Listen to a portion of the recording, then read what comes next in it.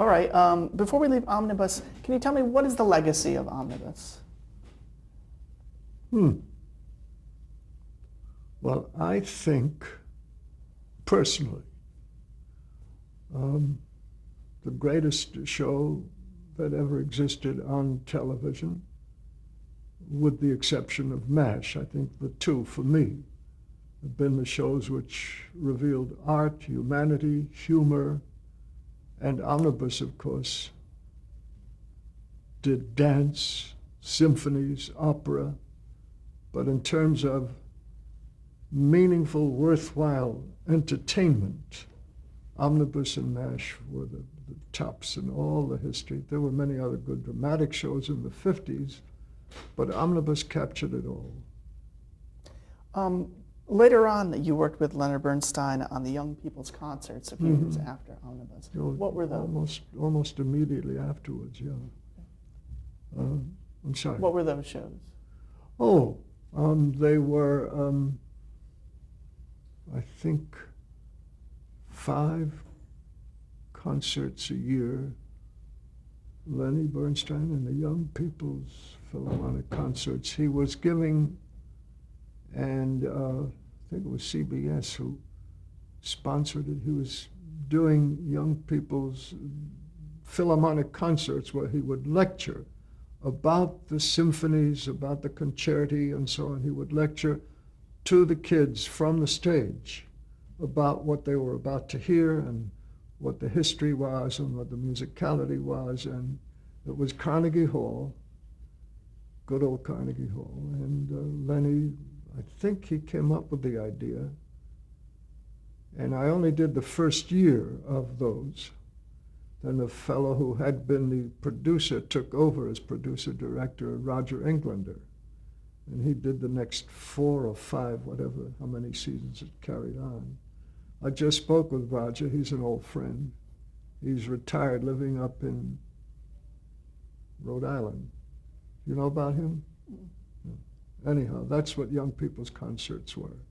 Lenny's, I think, I'm sure, was his idea to talk to kids about orchestras and symphonies and stuff like that. Did you, where were you located? Were you able to communicate with him? These were live, right? They were live, and we were in a truck outside Carnegie Hall with talkback, of course. And again, I think it was the kind of thing where, because it was a matinee for the kids, we had to be there very early, so I would mark with different plaques for the cameramen. The orchestra never came in early. They couldn't. It was too expensive. I would mark the chairs, first violin, second, whatever. And I would rehearse with them, saying, okay, you're on the first show. It was fun. The guys were nimble and good, and it worked. Was there any concern about the unpredictability of an audience of children? There was some concern, but I think awareness was more of what we had. That I always had one camera ready to shoot at the kids. And you know who did that so beautifully was Ingmar, you know, the great Swedish director. Ingmar, oh my mind is going. Bergman? Ingmar Bergman, who did the Mozart, the famous Mozart opera. And at the beginning, during the big overture, he photographed the kids all looking in rapture what was the orchestra was doing. But that came later. We were first. Okay. You also did a bunch of other shows in the 50s. I want to mention a couple of the specials. One was Holiday with Max Liebman. What do you recall about that show? Oh, that was a very interesting happening. I guess my agent, a wonderful guy named Harold Franklin, was responsible. Max Liebman was doing this this show. And Bill, I forget, there was a TV director who wasn't, they told me, was not very good with actors and singers and so on. And would I just take care of telling the actors and singers what to do, and Bill would take care of the camera work. And that's the only time I've ever done that. But I did it.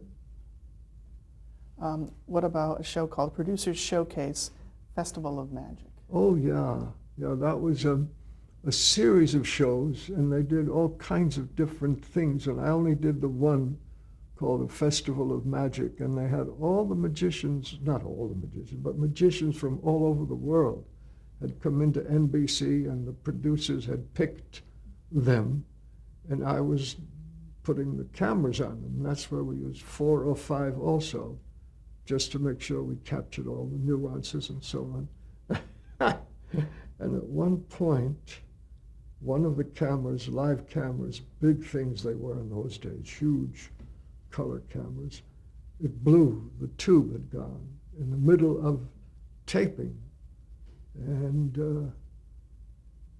with a live audience. And I was so intrigued by what was happening on the monitor as the camera was going. There were all kinds of kaleidoscopes and different colors and series of shapes. I was interested in the technical director. I said, "Charlie, what do I do next?" And I said, "I don't care, whatever you do, I want to watch this." And it stopped, it died completely. But I had never seen that happen before, and it was wonderful. Now, was there, was it happening live? A live Yeah, show? it was live. And was there rehearsal? Did you know what the tricks were going to be? They didn't, a lot of them didn't want to give it away. So I was told they'll be here. And, there was a dress rehearsal. The reason I remember was that some of them had difficulty with English. All of them, the way circus artists, I think the whole world over, speak French. So I was talking French to them, and I remember at the dress rehearsal, and now I forgot the French word for grande répétition. The French for dress rehearsal is grande répétition. So I remember talking to them, and we did a dress rehearsal, so I was aware of what was going on. Thank God. And what did Ernie Kovacs do for that show? Oh, I don't know if he was on that show. It was some show. He was funny. He was funny. I'll never forget, he was sitting behind a desk, and the camera was on this side of the desk, and he was going on lecturing for jokes. And at one point, in my quest for an interesting picture, I said to the stage manager, and he could hear me on the talkback, I said, "Let's get something on the desk in the foreground, like a piece to shoot over and around." And Ernie said loudly through the loudspeaker, he said, "How about 2 bodies in motion, Charlie?" Funny man. Now, when you were deciding on what to shoot, was a lot of it decided beforehand what kind of shots, or was a lot of it on the fly where you would be picking the shots? Depending on the show, most of it was rehearsed. Most everything was rehearsed. There was a show called Dr. IQ, where the Dr. IQ, whoever he was, I forgot, would be answering questions from the audience and would pick people at large, at random. And I had to be prepared to get a camera whipped up and boom. Most shows were rehearsed and plotted. I'm trying to think, were there any unrehearsed shows? I remember Dr. IQ, because that was a challenge.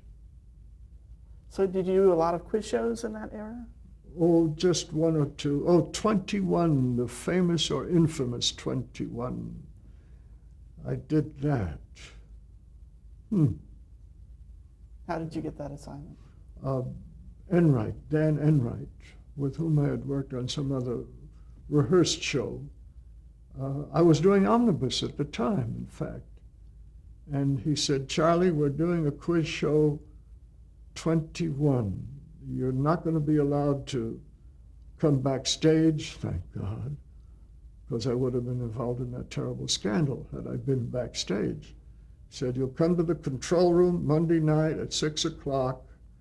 The lighting man will light. You will get your cameras set up, and you'll go home at 9:30, and we'll pay you." I said, "Fine." This is in the evening? Yeah, Monday nights at some studio, 58th Street near 7th Avenue. I think they called it Studio 58, I guess. So it was one night a week you did, 21. And that was the famous show with Charles Van Doren and the quizzes, scandals, and all that stuff. Were you surprised that you weren't allowed backstage? It was quite unusual, but I didn't give a damn. I was doing omnibus at the time. It was an easy piece of money, as they say.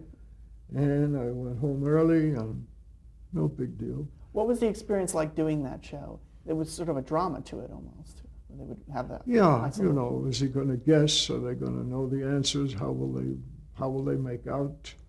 And Charles Van Doren, boy, did he know the answers. And I always thought, boy, he's smart.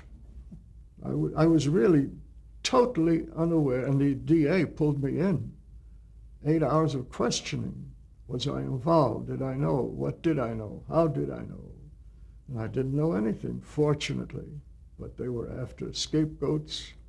Of course, the two producers, Dan Enright and his partner, they got off scot-free. But they nailed a producer who he left the country. Dan Enright paid him to leave the country so he didn't have to go to jail. What was Charles Van Doren like? Did you meet him? I don't know if I ever met him, but he seemed to be very nice, very pleasant, obviously very knowing. What about Herbert Stemple, who was the other guy? Maybe it's only in retrospect, but he seemed to me to be kind of a surly, bad loser. But I think that's what came out, that he was a sore loser and blew the whole bit. I think that's what happened. What do you remember about the isolation booths? There was people have said that they would shut the air conditioning off to have the contestants kind of sweat it out a little, or I don't know. See, we in the control room were never allowed down on stage. So I really don't know. I don't know. I remember they were sweating, but I never knew why. Now, when you were called in, when was the first time that you heard that there was a trouble or that there was a scandal? A year after is when it all came to light in the quiz show Scandal Time. And it was a year after it was all over that I was called in. And who called you in? How did they go The about it? DA's office issued a warrant. Boom. So somebody came to your door and they gave you a warrant, and you went down. And what did you expect what did they want to know? Well, they wanted to know what I knew. And they went at me, one assistant deputy attorney went at me for, I think, 8 hours. With a lunch break, of course. And it was just a barrage of Just who did I know? What did I know? When did I see? What time did I get to the studio? When did I go backstage? I never went backstage. I kept asking me the same questions over and over and over. I think, I vaguely recall. And how were you able to prove to them I was never backstage? I kept repeating it, and they knew that I had never been backstage. He told me at the very end, but they were hoping to crack open another witness. They knew that I had never been downstairs. And how was the quiz show scandals covered? Was it in the newspapers? Oh my God. Huge headlines on all the major 9 newspapers in those days. 9 front page. I was on the front page for a long time. Did it affect your career in any way, or you just moved on? No, because I was innocent. So, and I was doing Omnibus, which was a reputable show and stuff like that. So after 21, I know that you also were called in front of HUAC. Can you tell me what HUAC is? Oh, I think that was before 21. HUAC was 1958.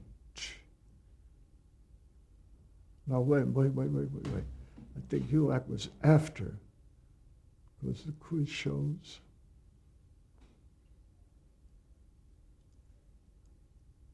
I'm not sure.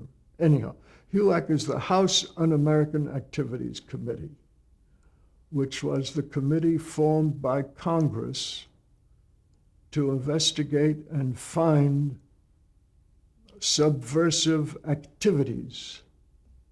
House Un-American Activities, to find un-American activities in the United States. They never, by the way, on the record, they never found one un-American activity in the United States. but they went after and destroyed careers of many people, unfortunately. They and the Martin Dice Committee and the McCarran Senate Subcommittee, whatever that was. They succeeded in knocking out TV directors, actors, school teachers, cameramen, coal miners, sweatshop seamstresses. They knocked people out of their jobs, their livelihood. I was one of the lucky ones. I was only out for 5 years. But I was very lucky because I got a job directing commercials where one's name never appears on the screen at home. So nobody knew I was doing it, and the people who ran this commercial production house were sympathetic and friends, so they gave me a job, and I could pay the rent and raise 2 children and blah, blah, blah. But they knew that you had been blacklisted? Well, indeed they did. It was all over the papers. It was all over television. And what was the name of the company you worked for? MPO. They're long gone, of course, commercials. Do you remember what that stood for? 3 men's names with whom I never met them. Madison, Pollock, and O'Hare, MPO. Mm-hmm. I don't know where they fit it into the picture, but they had founded the company. And you just hit the pavement, and you were lucky enough to find somebody? Yeah, as a matter of fact, in June of '58, in desperation, I flew to England. Someone said, you could probably get a job at Granada TV, where numbers of people who'd been blacklisted had gone to England, to BBC, to Granada TV, and so on, and gotten work. Because the Brits, in fact, one Sunday while I was in England trying to arrange for the job, I went to a lunch with a lot of the young British writers, producers, some journalists, and they said, this is shocking that your own government does that to their citizens. That was the British attitude. The Brits don't do that to their people. Only we in the United States do that to our people. They were shocked, literally. These were the bright young minds of the British echelon of writers and directors and so on. Anyhow, the House Un-American Activities put me through the ropes, and they wanted me to name names, which I didn't want to do, and I didn't, so I was blacklisted. So again, you were subpoenaed for this? And Oh, yeah. And you came, where was it held? Was there a downtown Manhattan at the famous courthouse, one of those rooms. And what exactly did you say? Every time they asked me a question, I took the fifth. Because once you answer any one question, you have to answer every question. And I didn't want to name names, primarily. I didn't want to name names. The famous Hollywood 10, they took the first, and they went to jail. I didn't feel like going to jail, so I took the fifth. I took the fifth, I think it was 101 times. They were after me and after me and after me. And I said, I refuse to answer on the grounds that my answer may tend to incriminate myself. And I had to go through that over and over and over. What did they think that you had done? They knew I had done nothing, but they needed publicity. They needed to get into the papers. They needed to prove that they were earning their money. And of course, they never exposed a thing. The House Un-American Activities Committee, they never exposed or sent anyone to jail or anything. They never could find any Un-American activities. Did you know about the blacklist before you had been blacklisted? Yeah, the blacklist had been around since 1947. So I knew all about it. Were there actors who you couldn't get on shows that you wanted? Or? Yeah. Yeah, I won't mention their names, but there were quite a few. Mm-hmm.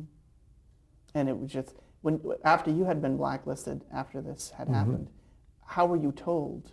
I had been just about to sign a wonderful 3-year deal with NBC, which would have given me the Dinah Shore show for 3 years, money to make 3 movies, and 2 other shows for 3 years.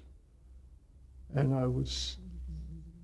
they hadn't signed. I had signed. My agent had my signed contracts in his office. And they then said, hey, we're not going to sign this guy for nothing. So I was out.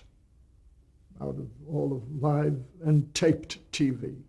But I was able to direct commercials, which I'd never done before. I'd never directed a filmed commercial, and I'd never directed film. So I learned for 5 years, I learned all about film. It was very interesting.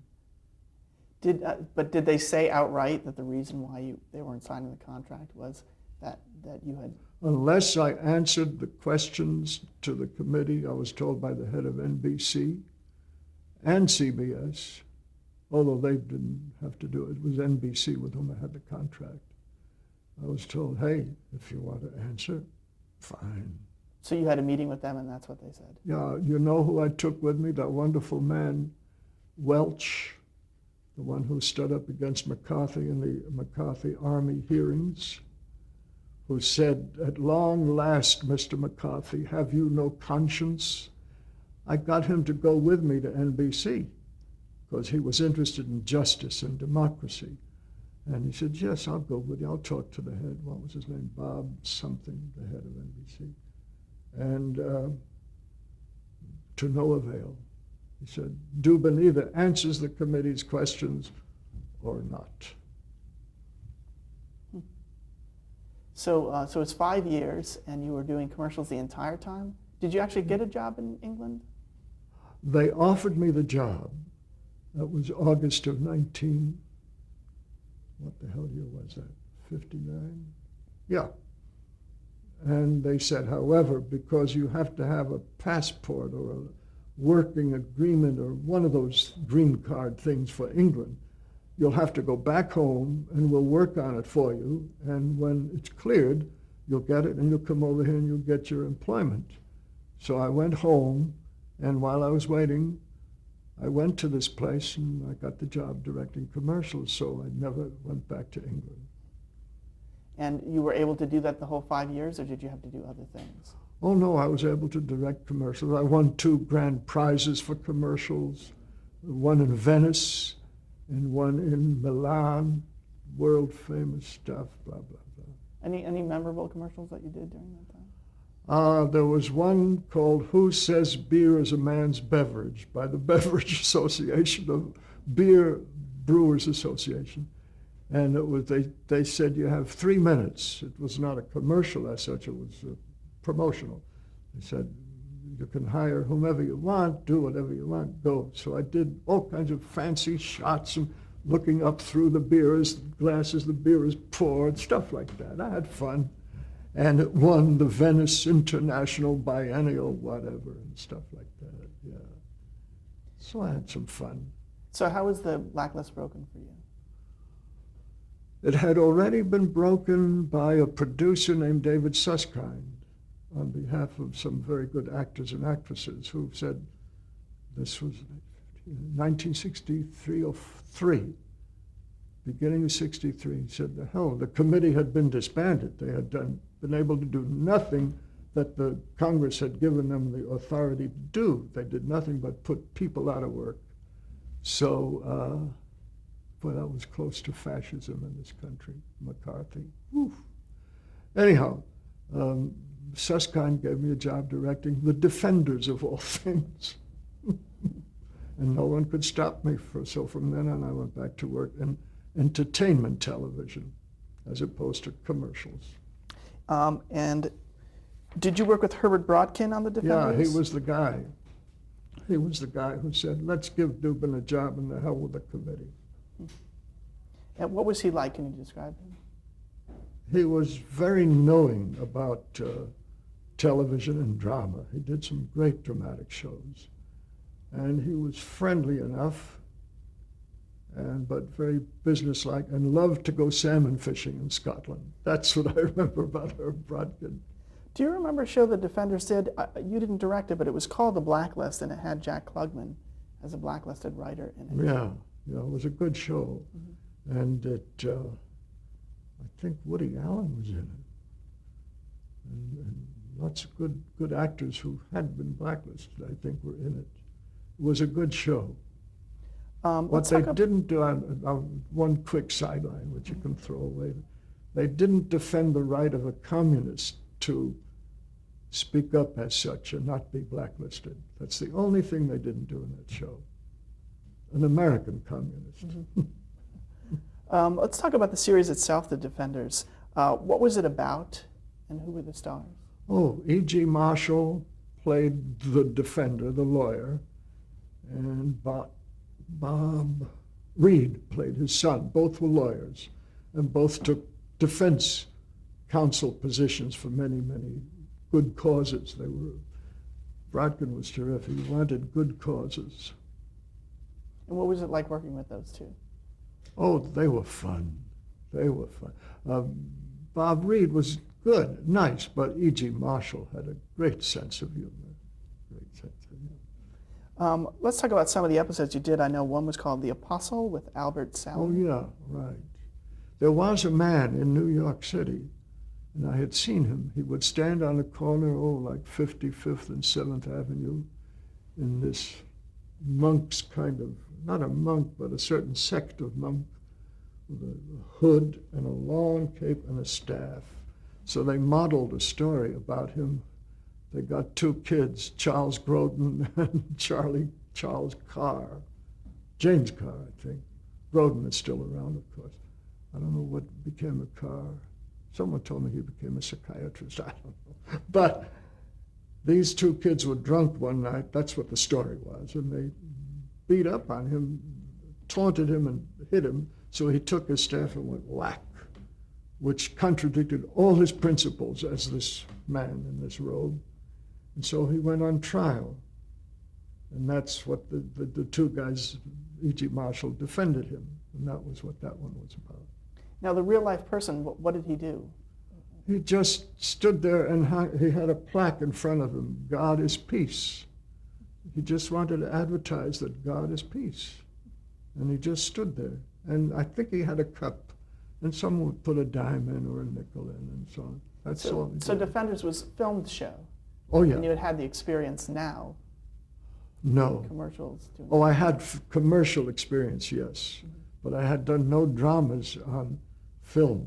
And the first one I did, which was The Apostle, was like, how do you deal with these long scenes, you know?